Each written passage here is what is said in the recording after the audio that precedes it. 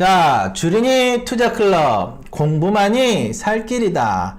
주린이 쌤과 함께하는 재무제표를 잘 보는 법. 자, 저희가 저번에 이제 외국인들이 좋은 회사를 찾을 때 보는 것은 하면서 한번 낚시를 했는데, 요번에 뭐 또 낚시를 하기보다는 이제 재무제표에 관련돼서 두 번째, 그러니까 제일 제가 이제 좀 중요하다고 생각을 했던 거, 가성비에 대해서, ROE에 대해서 저번에 말씀을 드렸고, 오늘은 하나하나 뜯어보는 것보다는 그냥 전체적으로 이렇게 보시면 돼요 라고 정리해 드리는 게 나을 것 같아요. 또 하나하나 뜯어서 보시는 것도 좋지만, 그렇게까지 이제 장기 투자에 있어서, 그리고 저희는 이제 주로 차트를 보면서 가져가기 때문에 재무제표를 참고 자료로 삼지 그거가 메인이 되지는 않아요. 그래서 대체적으로 그렇지만 그럼에도 불구하고 우리가 참고해야 될 부분이 있다 라고 해서 그 부분을 우리가 보고 또 배워 놓고 알면, 아, 얘는 이런 애구나 라는 걸 좀 알 수 있잖아요. 그죠? 그런 수치상을 보면서, 아, 얘는 요런 부분이 있고 요런 부분이 요래 라는 걸 조금 알고 가져가면 좀 낫지 않겠습니까? 그래서 오늘 재무제표를 어떻게 하면 잘 볼 수 있을까? 소문이 날까? 잘 봤다고 소문이 나지? 그 부분을 한번 보도록 하겠습니다. 재무제표를 보는 거를 기본적 분석이라고 합니다. 그리고 차트를 보는 거를 기술적 분석이라고 하고요. 그래서 재무제표를 볼 때 기본적으로 분석을 그 회사를 해야 된다라고 하는 거죠. 재무제표는 회사가 어떻게 돈을 벌고 있고 어떻게 사업을 하고 있고 돈을 버는 것이 얼만큼 벌고 있고 그 버는 것이 잘 버는 건지 어떤 건지를 알 수가 없잖아요.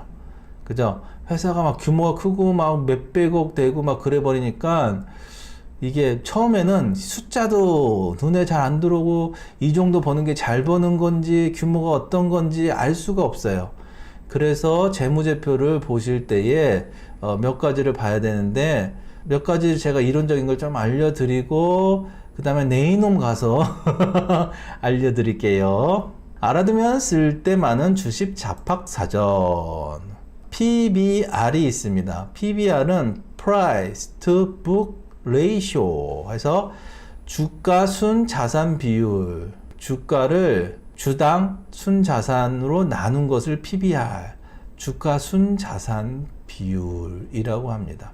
이게 뭐 이렇게 하면 이거 내가 나눠야 돼? 아니에요. 다 나와 있어요. PBR은 그래서 보시면 어떻게 보시는 게 나으냐면 1.0 뭐 프로 이렇게 이하로 보시는 게 좋아요. 1도 넘을 수 있죠. 뭐 1.5가 나올 수도 있고 뭐 그런데 만약에 이게 0.8, 0.7 이런 식으로 나오면 얘가 저평가됐다고 보시면 돼요. 그래서 퍼하고는 좀 다르고요. 가치주를 찾을 때에 PBR을 주로 봅니다. 그래서 이제 전문가별로 막 한 가지 그것만 강조하면서 보시는 분들도 있는데, 무조건 그러면은 이거 0.5야 관계없고 가치주야 막 그러면서 이거를 사. 근데 안 가.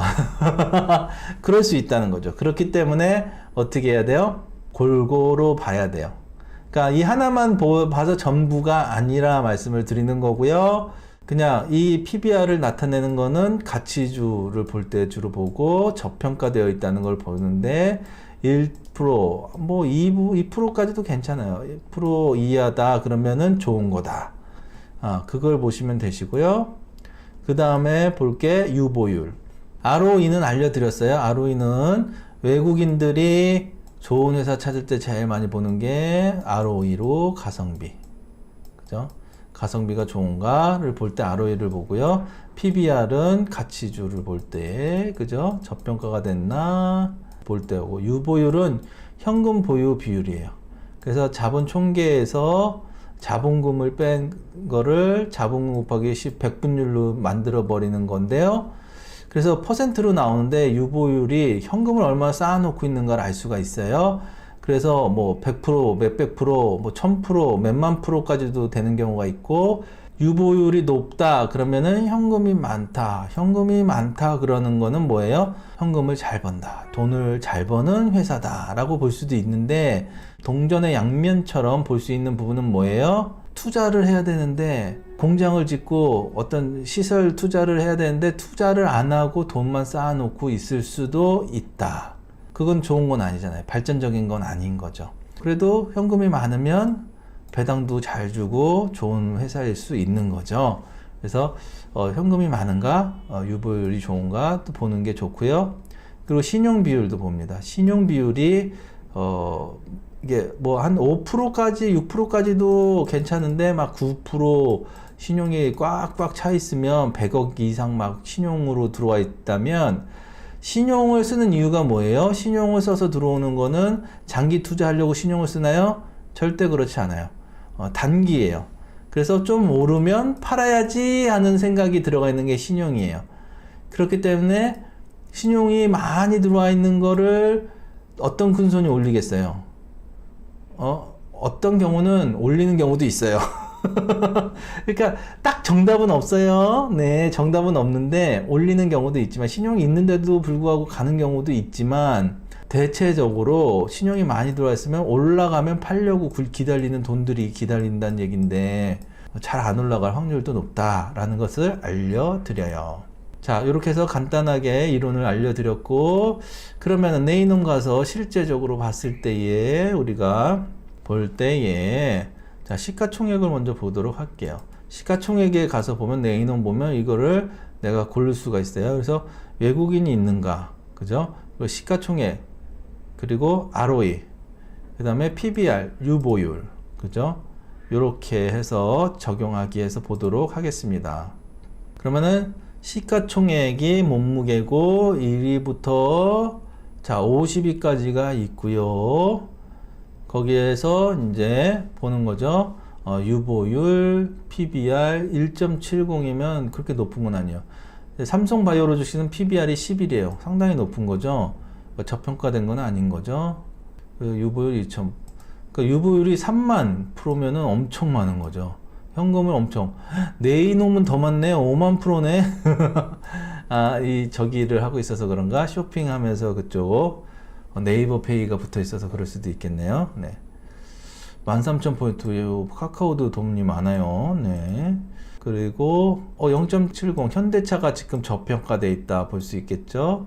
근데 ROE는 2 그렇게 높은 건 아니고 네이놈이 ROE도 좋고 PBR은 조금 높긴 하지만 그래도 뭐 그렇다고 안 가는 거 아니니까요. 그리고 5만 프로면 예 네이놈 좋네. 그렇다고 얘가 좋아? 그럼 지금 가는 거야?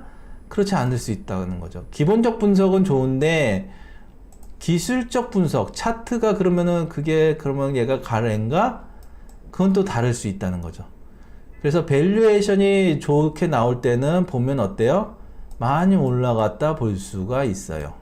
근데 이제 우량주들, 대형주들을 볼 때는 아무래도 얘가 돈을 잘 벌고 있는가를 봐야 되겠죠. 그래서 보면 어떤 거를 주로 보냐면 모든 게 컨비네이션으로 같이 가야지 기본적 분석만 보고 좋아 막 그렇게 투자했다가는 힘들어질 수도 있다라고 말씀을 드리고요. 자, 네이놈에서 이렇게 보시면 매출이 점점 어때요? 폭발적으로 늘고 있어요. 그러니까 여기에 매출액도 있고 영업이익도 있고 단기순이익도 뭐 영업이익률, 순이익률 그러니까 이 부분이 제일 헷갈려요. 이거 이 중에서 뭘 봐야지 어떤 게 가는 놈이고 가는 종목이고 돈을 잘 버는지 어떻게 알아? 그죠? 근데 이런 것들은 먼저 선행되는 게 뭐예요? 매출액이 기본이에요. 그래서 매출액이 계속 느는가, 그죠? 그게 중요해요. 매출액이 계속 늘어야 그 다음에 뭐 영업이익이 생기든 단기순이익이 생기든 영업이익률이 순이익률이 높든 한다는 거죠. 그래서 매출액이 돈을 얘가 잘 벌고 있나? 돈이 계속 늘어나고 있나? 아유 금상첨화죠. 그리고 이제 가성비가 좋은가? 보시고 19 그리고 유보율이 좋은가? 보고 제가 저번에도 말씀드렸지만 부채 비율이 어떤 경우 은행권 같은 경우는 예금을 다 부채로 잡아요. 그렇기 때문에 은행들을 봤을 때 부채 비율이 엄청 높아. 그럼 이게 뭐야? 그럴 수 있지만 예금이 그만큼 많다라는 얘기예요. 그런 예외 사항도 있다 말씀을 드렸고요. 그리고 PBR에서 6.73 PBR이 좀 높아요. 그러니까 저평가된 건 아니다. 그래서 좀 오르지 않았을까?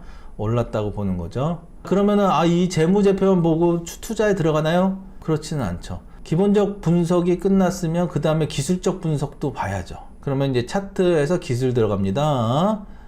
기술이 쫙 들어와서 카카오가 어떻게 올라갔어요? 이미 재무제표가 폭발적으로 수가 막 늘어났던 거가 어떻게 됐어요?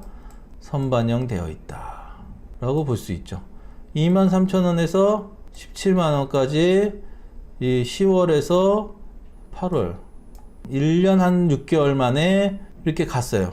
얼마나 갔어요? 거의 10배가 갔어요. 대형주가 10배를 2년 만에 갔다고요? 그건 아니잖아요. 이렇게 나오잖아요. 막 매출이 폭발적이야. 막 늘어. 그게 이미 선반영이 된 거예요.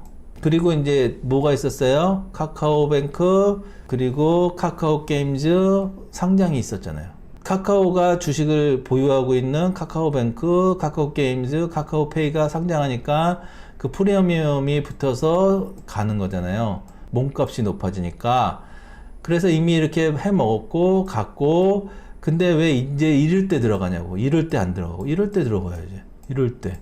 쌀 때 가려고 이럴 때 들어가야지. 재무제표 보고 밸류에이션이 이렇게 좋은데 이제 가는 거야. 이때 물리는 사람 엄청 많아요. 이게 말이 됩니까?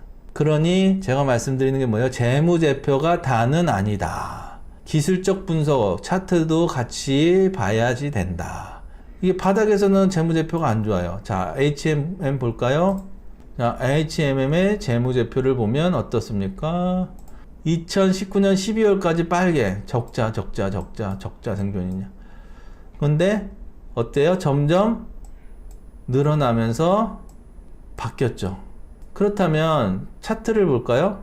자, 2020년 초부터 볼게요. 2020년 초에 어떤가? 2020년도에는 얘가 어땠는가? 기술적 분석 들어갑니다. 기술 들어가요.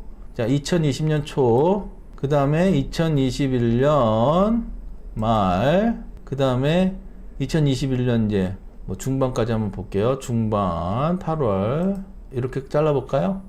이렇게 내수로 나눠봤어요. 자, 그랬을 때에 2020년 1년 동안에 여기 전까지는 빨갰어요.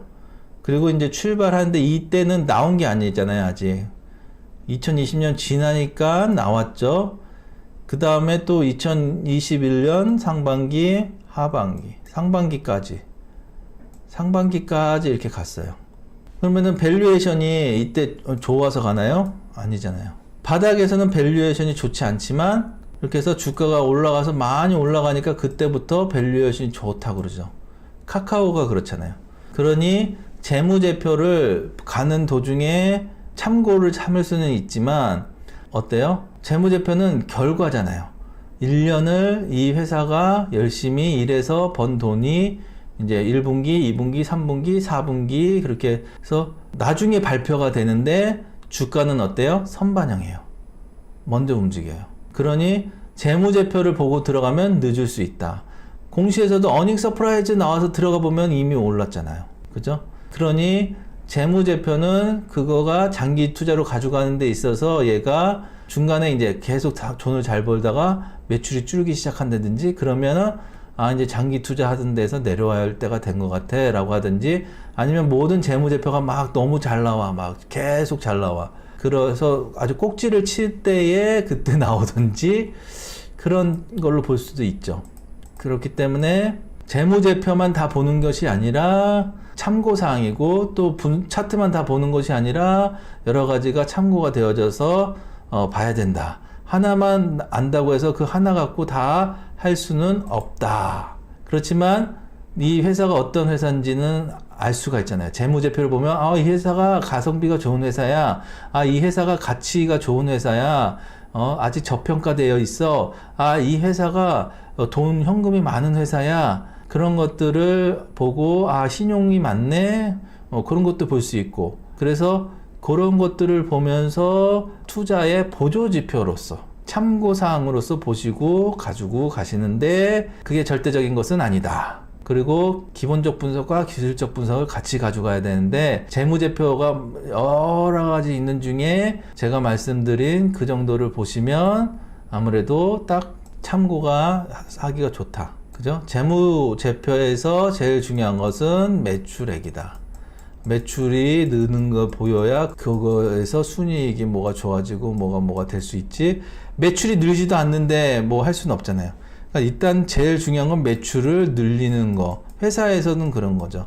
매출을 늘리는 데 중점적으로 집중을 하고, 그래서 쿠팡이 그렇게 했잖아요. 계속 회원들을 많이 하고 매 1조씩 매년 손실을 보면서도 매출액을 계속 늘렸잖아요. 회원을 계속 늘리고, 그래서 독점을 하면서 그 다음부터 이제 챙기기 시작하는 거죠.